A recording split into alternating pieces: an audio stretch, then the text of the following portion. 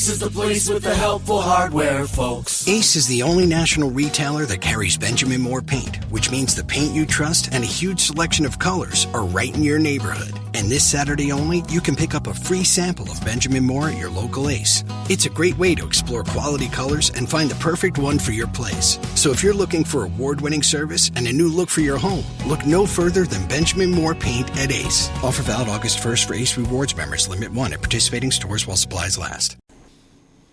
लीजिए सुनिए प्रेमचंद की लिखी कहानी दो बैलों की कथा। वाचन समीर गोस्वामी का है। जानवरों में गधा सबसे ज्यादा बुद्धिहीन समझा जाता है।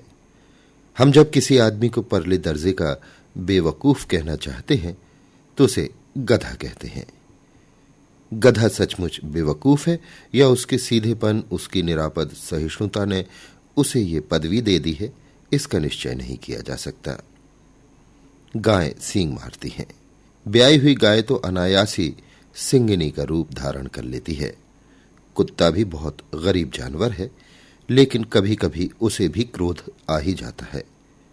किंतु गधे को कभी क्रोध करते नहीं सुना, न देखा। जितना चाहो गरीब को मारो, चाहे जैसी खराब सड़ी हुई घास सामने डाल दो, उसके चेहरे पर असंतोष की छाया भी न दिखाई देगी। वैशाख में चाहे एक आध बार कुलेल कर लेता हो, पर हमने तो उसे कभी खुश होते नहीं देखा। उसके चेहरे पर एक स्थायी विषाद स्थायी रूप से छाया रहता है। सुख दुख हानि लाभ किसी भी दशा में उसे बदलते नहीं देखा। ऋषि मुनियों के जितने गुण हैं वे सभी उसमें पराकाष्ठा को पहुंच गए हैं, पर आदमी उसे बेवकूफ कहता है। सद्गुणों का इतना अनादर कहीं नहीं देखा। कदाचित सीधापन संसार के लिए उपयुक्त नहीं है। देखिए ना, भारतवासियों की अफ्रीका में क्यों दुर्दशा हो रही है। क्यों अमेरिका में उन्हें घुसने नहीं दिया जाता। बेचारे शराब नहीं पीते, 4 पैसे कुछ समय के लिए बचाकर रखते हैं, जी तोड़कर काम करते हैं, किसी से लड़ाई झगड़ा नहीं करते, 4 बातें सुनकर गम खा जाते हैं, फिर भी बदनाम है। कहा जाता है वे जीवन के आदर्श को नीचा करते हैं। अगर वे भी ईंट का जवाब पत्थर से देना सीख जाते तो शायद सभ्य कहलाने लगते। जापान की मिसाल सामने है। एक ही विजय ने उसे संसार की सभ्य जातियों में गण्य बना दिया। लेकिन गधे का एक छोटा भाई और भी है, जो उससे कुछ ही कम गधा है, और वो है बैल। जिस अर्थ में हम गधा का प्रयोग करते हैं, कुछ उसी से मिलते जुलते अर्थ में बछिया के ताऊ का भी प्रयोग करते हैं। कुछ लोग बैल को शायद बेवकूफों में सर्वश्रेष्ठ कहेंगे, मगर हमारा विचार ऐसा नहीं है। बैल कभी कभी मारता भी है, कभी अड़ियल बैल भी देखने में आ जाता है, और भी कई रीतियों से वो अपना असंतोष प्रकट कर देता है। अतएव उसका स्थान गधे से नीचा है। झूरी काछी के दोनों बैलों के नाम थे हीरा और मोती। दोनों पछाई जाति के थे, देखने में सुंदर, काम में चौकस, डील ऊंचे। बहुत दिनों साथ रहते रहते दोनों में भाईचारा हो गया था। दोनों आमने सामने या आसपास बैठे हुए एक दूसरे से मूक भाषा में विचार विनिमय करते थे। एक दूसरे के मन की बात कैसे समझ जाता था हम नहीं कह सकते। अवश्य उनमें कोई ऐसी गुप्त शक्ति थी जिससे जीवों में श्रेष्ठता का दावा करने वाला मनुष्य वंचित है। दोनों एक दूसरे को चाट कर और सूंघ कर अपना प्रेम प्रकट करते। कभी कभी दोनों सींगे भी मिला लिया करते, विग्रह के भाव से नहीं, केवल विनोद के भाव से, आत्मीयता के भाव से, जैसे दोस्तों में घनिष्ठता होते ही धौल धप्पा होने लगता है। इसके बिना दोस्ती कुछ फुसफुसी, कुछ हल्की सी रहती है, जिस पर ज्यादा विश्वास नहीं किया जा सकता।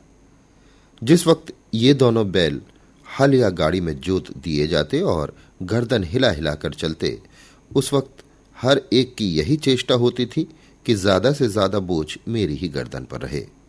दिन भर के बाद दोपहर या संध्या को दोनों खुलते तो एक दूसरे को चाट चूट कर अपनी थकान मिटा लिया करते। नाद में खली भूसा पड़ जाने के बाद दोनों साथ उठते, साथ नाद में मुंह डालते और साथ ही बैठते थे। एक मुंह हटा लेता तो दूसरा भी हटा लेता था। संयोग की बात, झूरी ने एक बार गोई को ससुराल भेज दिया। बैलों को क्या मालूम वे क्यों भेजे जा रहे हैं। समझे मालिक ने हमें बेच दिया। अपना यह बेचा जाना उन्हें अच्छा लगा या बुरा कौन जाने, पर झूरी के साले गया को घर तक गोई ले जाने में दांतों पसीना आ गया। पीछे से हाँकता तो दोनों दाएं बाएं भागते, पगहिया पकड़कर आगे से खींचता तो दोनों पीछे को जोर लगाते, मारता तो दोनों सींग नीचे करके हुंकारते। अगर ईश्वर ने उन्हें वाणी दी होती तो झूरी से पूछते, तुम हम गरीब को क्यों निकाल रहे हो? हमने तो तुम्हारी सेवा करने में कोई कसर नहीं उठा रखी। अगर इतनी मेहनत से काम न चलता था तो और काम ले लेते। हमें तो तुम्हारी चाकरी में मर जाना कबूल था। हमने कभी दाने चारे की शिकायत नहीं की। तुमने जो कुछ खिलाया वो सिर झुकाकर खा लिया। फिर तुमने हमें इस जालिम के हाथ क्यों बेच दिया? संध्या समय दोनों बैल अपने नए स्थान पर पहुंचे। दिन भर के भूखे थे, लेकिन जब नांद में लगाए गए तो एक ने भी उसमें मुंह न डाला। दिल भारी हो रहा था। जिसे उन्होंने अपना घर समझ रखा था वो आज उनसे छूट गया था। ये नया घर, नया गांव, नए आदमी सब उन्हें बेगाने से लगते थे। दोनों ने अपनी मूक भाषा में सलाह की, एक दूसरे को कनखियों से देखा और लेट गए। जब गांव में सोता पड़ा तो दोनों ने जोर मारकर पगहे तोड़ा डाले और घर की तरफ चले। पगहे बहुत मजबूत थे। अनुमान न हो सकता था कि कोई बैल उन्हें तोड़ सकेगा, पर इन दोनों में इस समय दूनी शक्ति आ गई थी। एक एक झटके में रस्सियां टूट गईं। झूरी प्रातःकाल सोकर उठा तो देखा कि दोनों बैल चरनी पर खड़े हैं। दोनों की गर्दनों में आधा आधा गराव लटक रहा है। घुटनों तक पांव कीचड़ से भरे हैं और दोनों की आंखों में विद्रोह में स्नेह झलक रहा है। झूरी बैलों को देखकर स्नेह से गदगद हो गया। दौड़कर उन्हें गले लगा लिया। प्रेमालिंगन और चुंबन का वो दृश्य बड़ा ही मनोहर था। घर और गांव के लड़के जमा हो गए और तालियां बजा बजा कर उनका स्वागत करने लगे। गांव के इतिहास में ये घटना अभूतपूर्व न होने पर भी महत्वपूर्ण थी। बाल सभा ने निश्चय किया, दोनों पशुवीरों को अभिनंदन पत्र देना चाहिए। कोई अपने घर से रोटियां लाया, कोई गुड़, कोई चोकर, कोई भूसी। एक बालक ने कहा, ऐसे बैल किसी के पास न होंगे। दूसरे ने समर्थन किया, इतनी दूर से दोनों अकेले चले आए। तीसरा बोला, बैल नहीं है वे, उस जन्म के आदमी हैं। इसका प्रतिवाद करने का किसी को साहस न हुआ।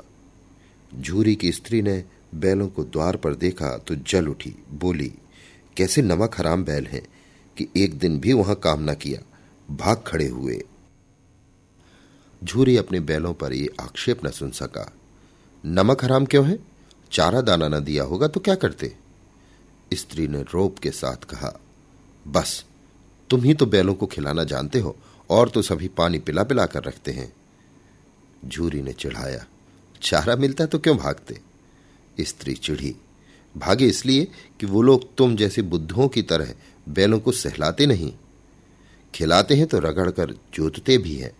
दोनों ठहरे कामचोर भाग निकले। अब देखो कहां से खली और चौकर मिलता है।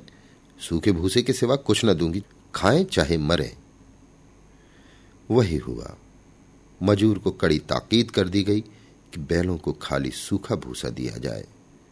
बैलों ने नांद में मुंह डाला तो फीका फीका, न कोई चिकनाहट न कोई रस, क्या खाएं। आशा भरी आंखों से द्वार की ओर ताकने लगे। झूरी ने मजूर से कहा, थोड़ी सी खली क्यों नहीं डाल देता बे? मालकिन मुझे मार ही डालेगी। चुरा कर डाला? ना दादा, पीछे से तुम भी उन्हीं किसी कहोगे। दूसरे दिन झूरी का साला फिर आया और बैलों को ले चला। अब कि उसने दोनों को गाड़ी में जोता। 2-4 बार मोती ने गाड़ी को सड़क की खाई में गिराना चाहा, पर हीरा ने संभाल लिया। वो ज्यादा सहनशील था। संध्या समय घर पहुंचकर उसने दोनों को मोटी रस्सियों से बांधा और कल की शरारत का मजा चखाया। फिर वही सूखा भूसा दिया। अपने दोनों बैलों को खली, चूनी सब कुछ दी। दोनों बैलों का अपमान ऐसा कभी न हुआ था। झूरी इन्हें फूल की छड़ी से भी न छूता था। उसकी टिटकार पर दोनों उड़ने लगते थे। यहां मार पड़ी, आहत सम्मान की व्यथा तो थी ही, उस पर मिला सूखा भूसा। नांद की तरफ आंखें तक न उठाई। दूसरे दिन गया ने बैलों को हल में जोता, पर इन दोनों ने जैसे पांव उठाने की कसम खा ली थी। वो मारते मारते थक गया, पर दोनों ने पांव न उठाया। एक बार जब उस निर्दयी ने हीरा की नाक में खूब डंडे जमाए तो मोती का गुस्सा काबू से बाहर हो गया। हल लेकर भागा। हल, रस्सी, जुआ, जोत सब टूट टाट कर बराबर हो गया। गले में बड़ी बड़ी रस्सियां न होती तो दोनों पकड़ में न आते। हीरा ने मूक भाषा में कहा, भागना व्यर्थ है। मोती ने उत्तर दिया, तुम्हारी तो इसने जान ही ले ली थी। हीरा ने कहा, अब की मार पड़ेगी।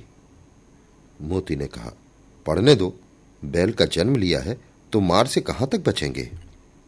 गया दो आदमियों के साथ दौड़ा आ रहा है। दोनों के हाथों में लाठियां हैं। मोती बोला, कहो तो दिखा दो कुछ मजा, मैं भी लाठी लेकर आ रहा है। हीरा ने समझाया, नहीं भाई, खड़े हो जाओ। मोती बोला, मुझे मारेगा तो मैं एक दो को गिरा दूंगा। हीरा ने कहा, नहीं, हमारी जाति का ये धर्म नहीं है। मोती दिल में ऐंठ कर रह गया।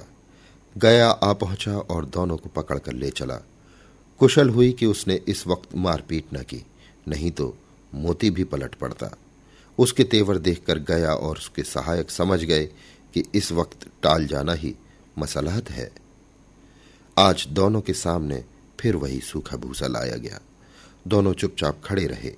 घर के लोग भोजन करने लगे। उस वक्त एक छोटी सी लड़की 2 रोटियां लिए निकली और दोनों के मुंह में देकर चली गई।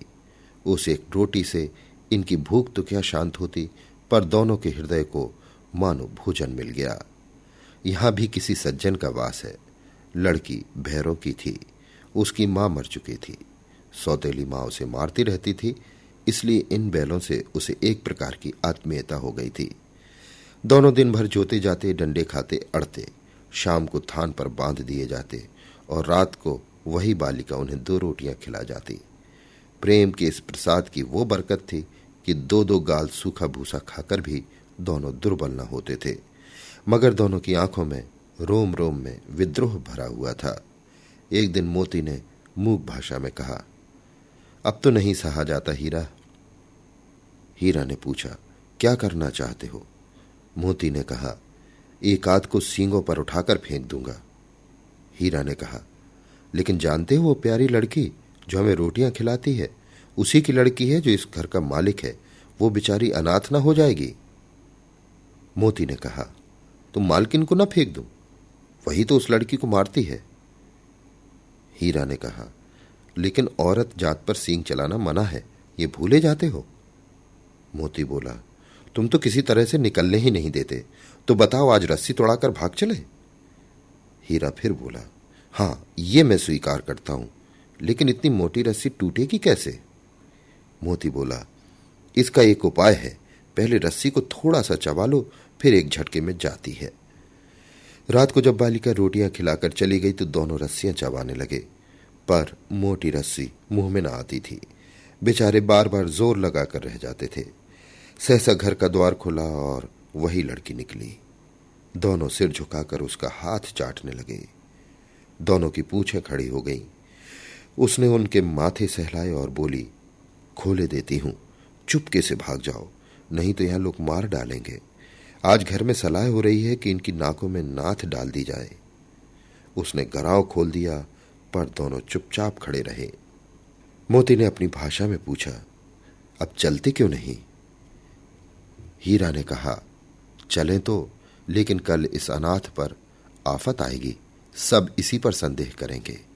सहसा बालिका चिल्लाई, दोनों फूफा वाले बैल भागे जा रहे हैं।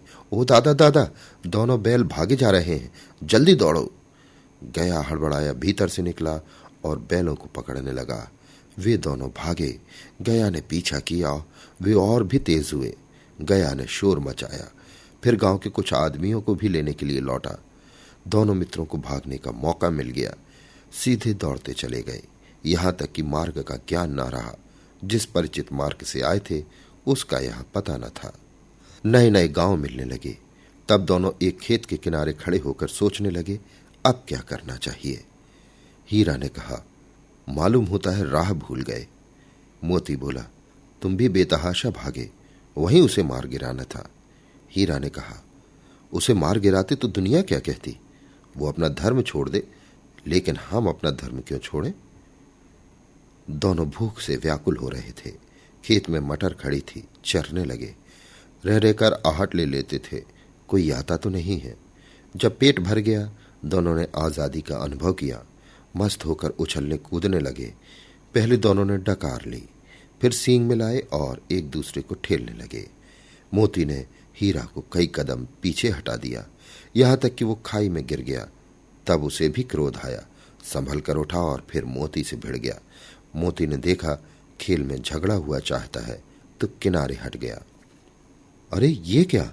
कोई सांड डौंकता चला आ रहा है। हाँ, सांड ही है। वो सामने आ पहुंचा। दोनों मित्र बगलें झांक रहे हैं। सांड पूरा हाथी है। उससे भिड़ना जान से हाथ धोना है, लेकिन ना भिड़ने पर भी तो जान बचती नहीं नजर आती। इन्हीं की तरफ आ भी रहा है। कितनी भयंकर सूरत है। मोती ने मूक भाषा में कहा, बुरे फंसे, जान कैसे बचेगी? कोई उपाय सोचो। हीरा ने चिंतित स्वर में कहा, अपने घमंड में भूला हुआ है, आरजू विनती न सुनेगा। मोती ने कहा, भाग क्यों न चलें? हीरा ने कहा, भागना कायरता है। मोती फिर बोला, तो फिर यहीं मरो, बंदा तो 9 2 11 होता है। हीरा बोला, और जो दौड़ाए? मोती ने कहा, तो फिर कोई उपाय सोचो, जल्द। हीरा ने कहा, उपाय यही है कि उस पर दोनों जने एक साथ चोट करें। मैं आगे से रगेड़ता हूं, तुम पीछे से रगेदो। दोहरी मार पड़ेगी तो भाग खड़ा होगा। ज्यों ही मेरी ओर झपटे, तुम बगल से उसके पेट में सींग घुसेड़ देना। जान जोखिम है, पर दूसरा उपाय नहीं है। दोनों मित्र जान हथेलियों पर लेकर लपके। सांड को भी संगठित शत्रुओं से लड़ने का तजुर्बा न था। वो तो एक शत्रु से मल्ल युद्ध करने का आदी था।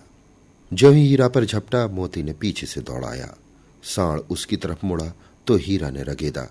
सांड चाहता था कि एक एक करके दोनों को गिरा ले, पर ये दोनों भी उस्ताद थे, उसे ये अवसर न देते थे।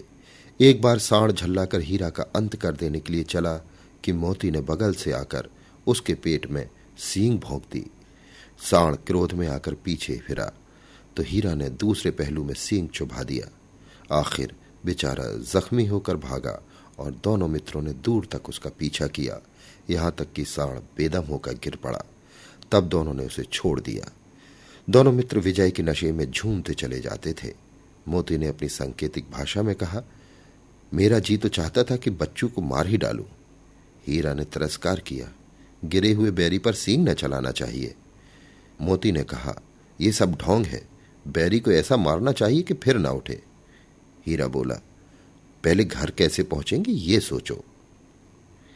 सामने मटर का खेत था ही, मोती उसमें घुस गया। हीरा मना करता रहा, पर उसने एक न सुनी। अभी 2 ही 4 ग्रास खाए थे कि 2 आदमियां लाठियां लिए दौड़ पड़े और दोनों मित्रों को घेर लिया। हीरा तो मेड़ पर था, निकल गया। मोती सिंचे हुए खेत में था, उसके खुर कीचड़ में धंसने लगे, न भाग सका, पकड़ लिया गया। हीरा ने देखा संगी संकट में है तो लौट पड़ा। फंसेंगे तो दोनों साथ फंसेंगे। रखवालों ने उसे भी पकड़ लिया। प्रातःकालीन दोनों मित्र काजी हौज में बंद कर दिए गए। दोनों मित्रों को जीवन में पहली बार ऐसा साबिका पड़ा कि सारा दिन बीत गया और खाने को एक दिन का भी न मिला। समझ ही न आता था ये कैसा स्वामी है। इससे तो गया फिर भी अच्छा था। यहाँ कई भैंसें थीं, कई बकरियां, कई घोड़े, कई गधे, पर किसी के सामने चारा न था। सब जमीन पर मुर्दों की तरह पड़े थे। कई तो इतने कमजोर हो गए थे कि खड़े भी ना हो सकते थे। सारा दिन दोनों मित्र फाटक की ओर टकटकी लगाए ताकते रहे, पर कोई चारा लेकर आता न दिखाई दिया। तब दोनों ने दीवार की नमकीन मिट्टी चाटना शुरू की, पर इससे क्या तृप्ति होती। रात को जब कुछ भोजन न मिला तो हीरा के दिल में विद्रोह की ज्वाला दहक उठी। मोती से बोला, अब तो रहा नहीं जाता मोती। मोती ने सिर लटकाए हुए जवाब दिया, मुझे तो मालूम होता है प्राण निकल रहे हैं।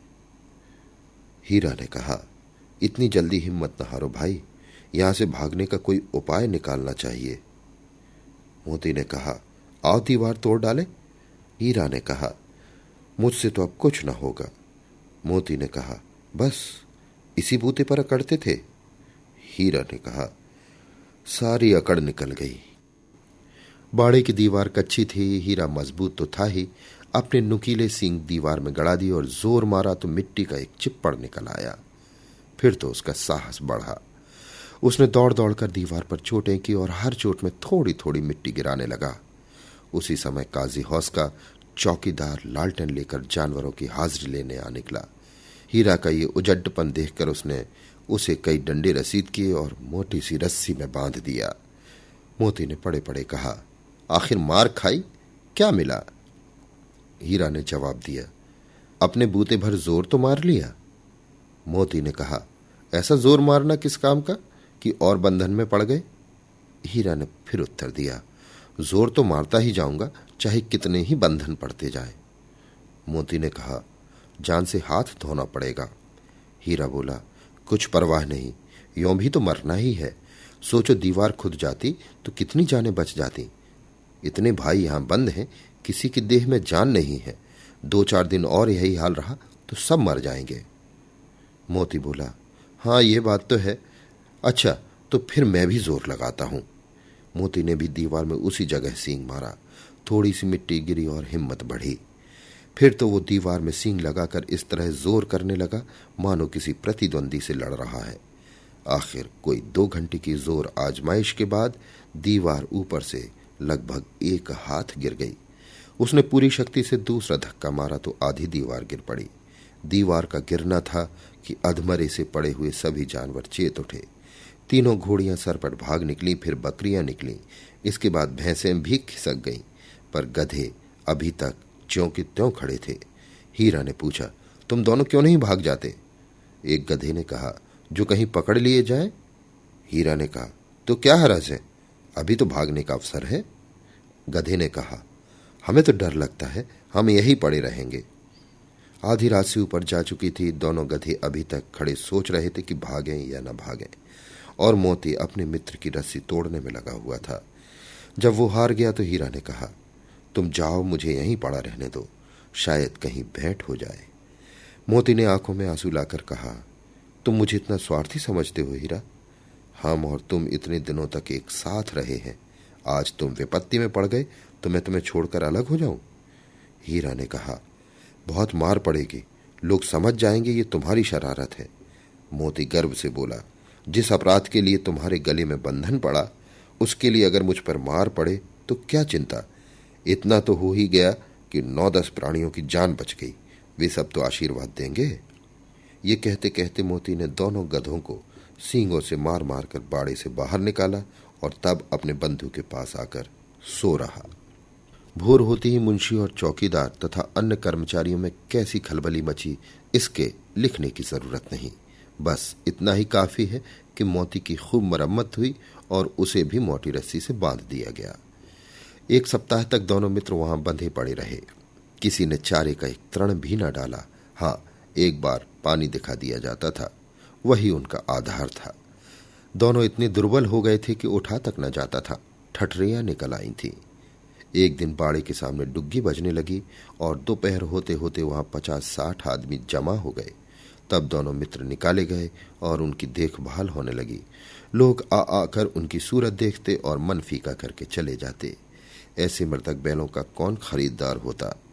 सहसा एक दड़ियल सा आदमी, जिसकी आंखें लाल थी और मुद्रा अत्यंत कठोर, आया और दोनों मित्रों के कूल्हों में उंगली गोदकर मुंशी जी से बात करने लगा। उसका चेहरा देखकर अंतर्ज्ञान से दोनों मित्रों के दिल कांप उठे। वो कौन है और क्यों टटोल रहा है, इस विषय में उन्हें कोई संदेह न हुआ। दोनों ने एक दूसरे को भीत नेत्रों से देखा और सिर झुका लिया।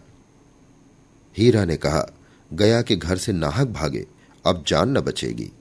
मोती ने अश्रद्धा के भाव से उत्तर दिया, कहते हैं भगवान सबके ऊपर दया करते हैं, उन्हें हमारे ऊपर क्या दया नहीं आती? हीरा ने कहा, भगवान के लिए हमारा मरना जीना दोनों बराबर हैं। चलो अच्छा ही है, कुछ दिन उसके पास तो रहेंगे। एक बार भगवान ने उस लड़की के रूप में हमें बचाया, क्या अब न बचाएंगे?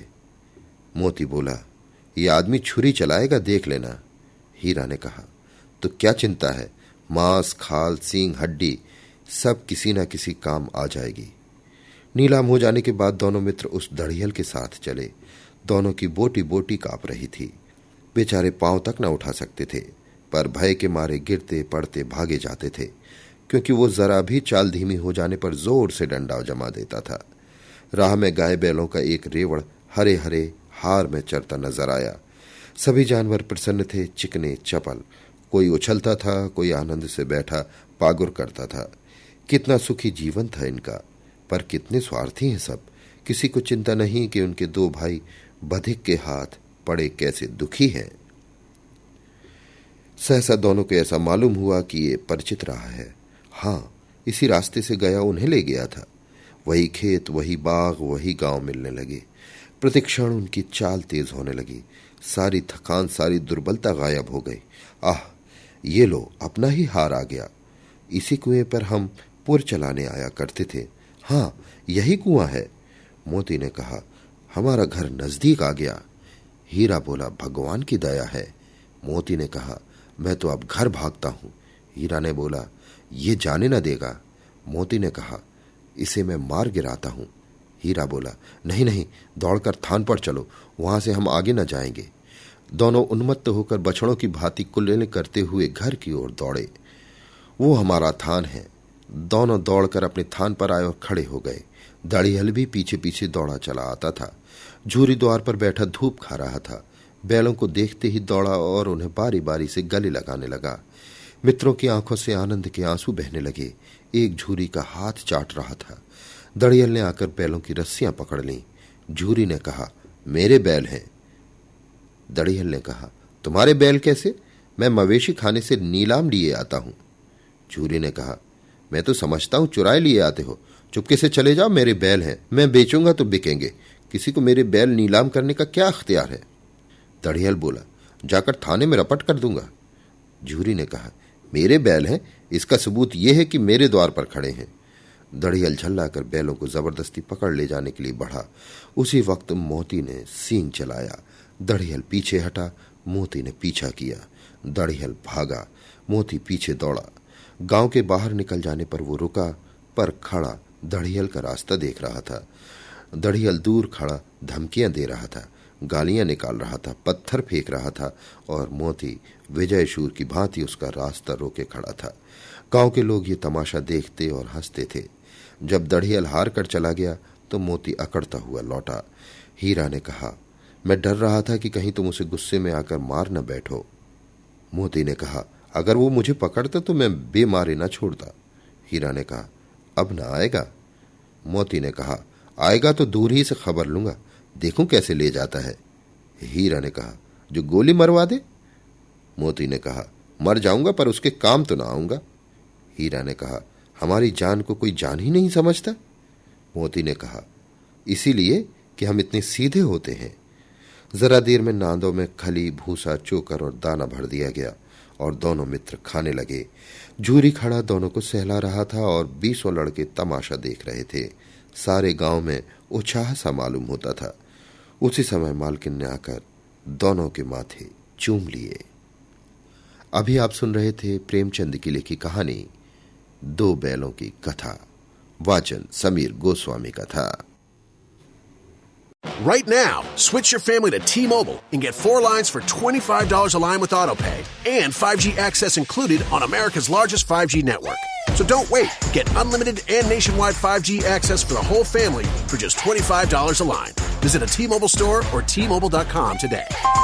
Plus taxes and fees. Customers may notice lower speeds and further reduction if using over 50 gigs a month due to data prioritization. Video at 480p. Unlimited while on our network. Qualifying credit and 4+ lines required. Capable device required for 5G. Coverage not available in some areas. Some uses may require certain features. See T-Mobile.com.